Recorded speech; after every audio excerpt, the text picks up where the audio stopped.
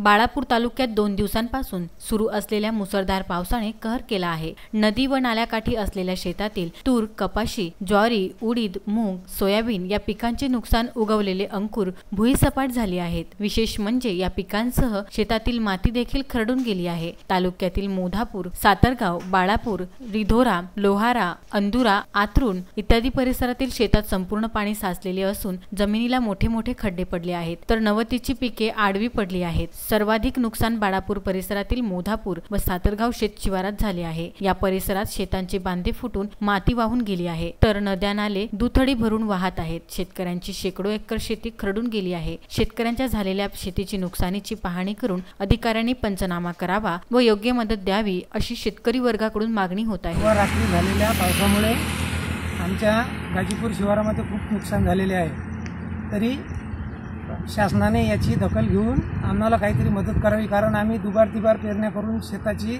साधणूक केली होती, परंतु काळाने घाला घातल्यामुळे आता पूर्ण शेती खरडून गेलेली आहे। तरी याची कृपा करून शासनाने दखल घ्यावी आणि आम्हाला मदत करावी अशी आमची तीनही शिवारा, गाजीपूर, मोधापूर आणि सातरगाव हे बाळापूर तालुक्यामधील शिवाराची पूर्ण शेतकऱ्यांची मागणी आहे।